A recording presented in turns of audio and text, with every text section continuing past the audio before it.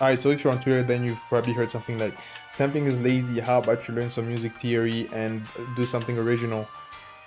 First of all, shut the hell up, alright? Second, those things are not really mutually exclusive. So in this video, I'll be pretty much showing you how to use sampling and music theory together to create something pretty unique. Alright, so let's get into it.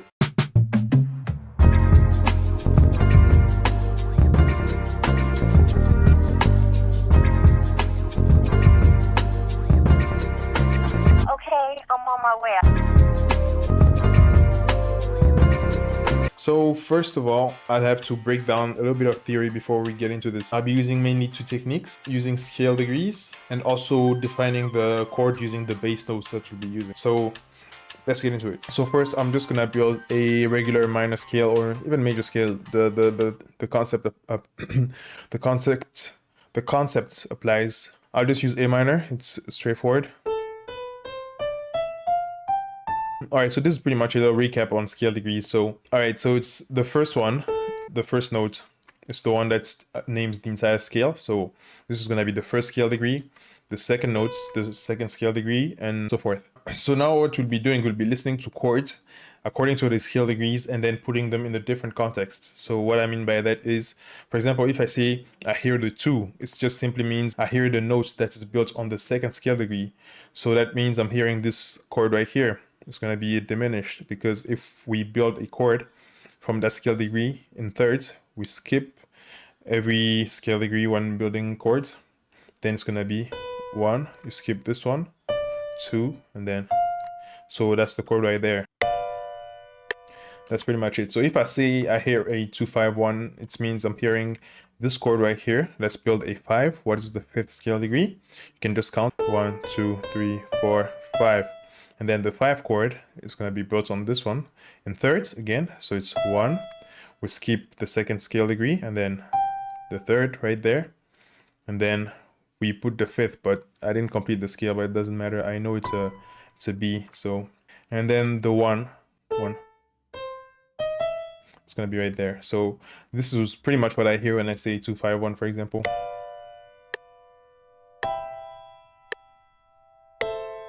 So you kind of see where this is going, right? So we'll be taking these scale degrees, rearranging them or putting them out of context and creating a whole new chord progression by listening to these intervals. All right, so now let's listen to our sample.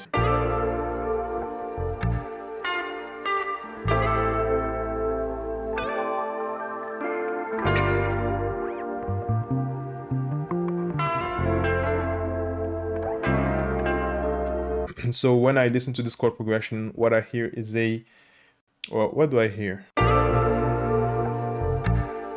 It's a 4, 3, and then a 2-5-1.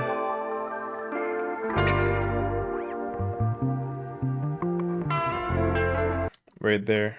So pretty much it's a 4, 3, 2-5-1, but a major version. The minor version will sound different because we are in F major here, so a 2-5-1 in minor will be sounding a little bit different from a 2-5-1 in major, but they'll be using the same root notes intervals pretty much.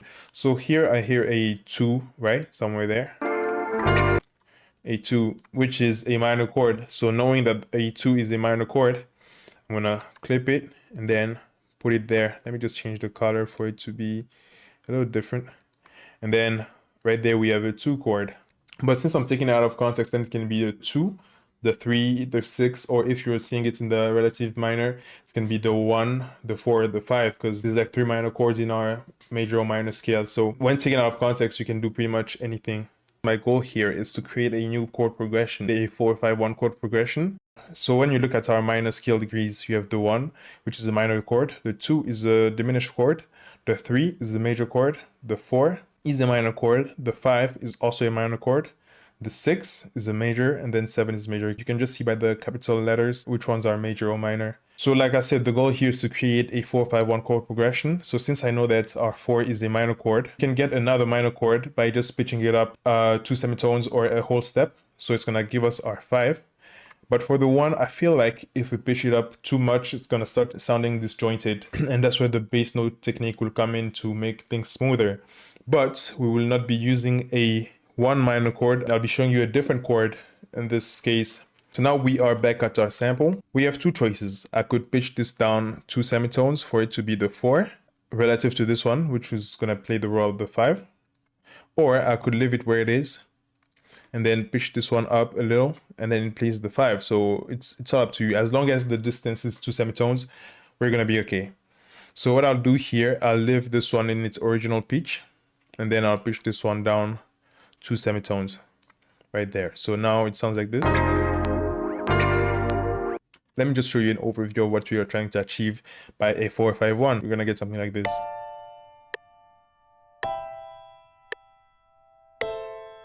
So this is what we are trying to achieve, but using sample chops. So what is our next step? I told you that I'm not going to pitch this one up or down to be a 1 chord.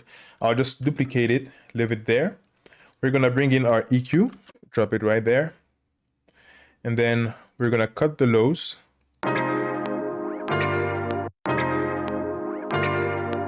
Now, after cutting the lows, what are we going to do? You may ask. Well, we're going to bring our bass. That's why I said bass notes instead of root note, because I need a bass to redefine some of these chords. And then I'm just going to load a bass real quick. Just give me some time. Remember how I told you in the beginning that you can build chords in thirds, stacking them up?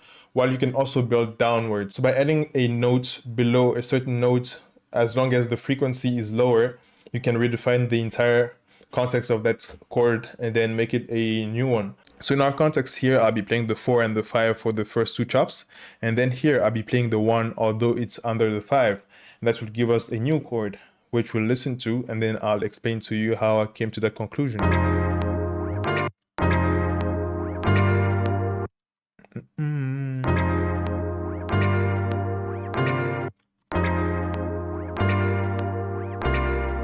As you can see, it kind of works, but it's not the 1 minor, like I said before. Okay, so now I pitched up the example I showed you earlier on in the MIDI, and then you can see that it's starting to sound similar.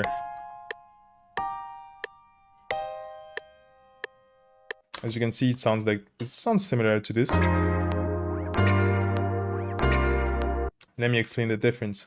So normally here, what we have is a 1 chord, right? It's a minor chord, a C minor. It's C, E flat, G. So what I did here, if we were to do the same thing but with the chops, what I did was I had the 4, the 5, and then I duplicated the 5, and then added a 1 in the bass.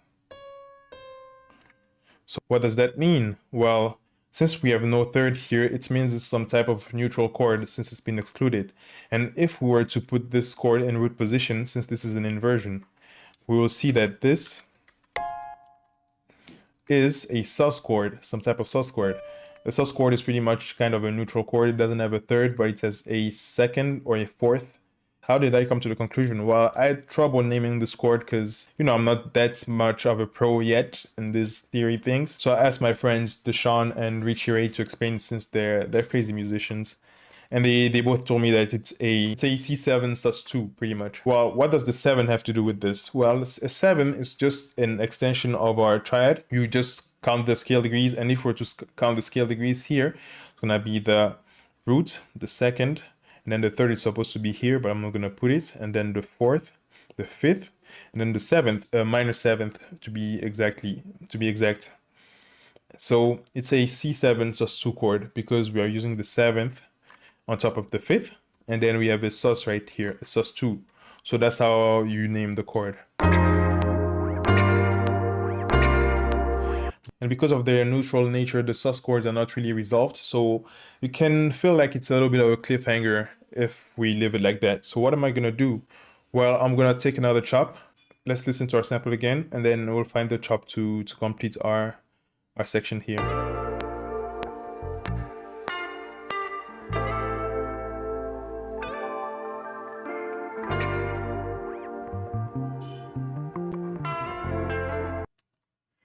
Okay, this is a 1 chord in F major.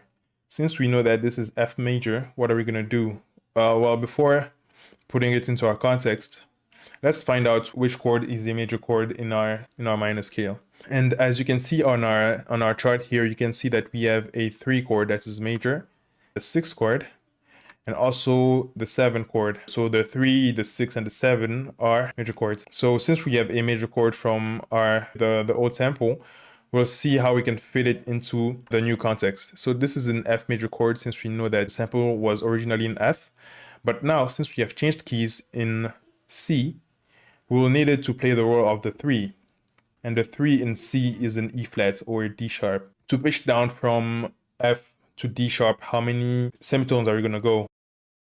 Let's find out. So we have our F here. And then you can see that it's just 2 semitones. So it's going to be 1, 2. And then we have our E flat here. And then we'll go back here and then pitch it down. Wait, first we'll warp it so that it doesn't stretch. We'll pitch it down 2 semitones. Okay, let's change the color for the aesthetics.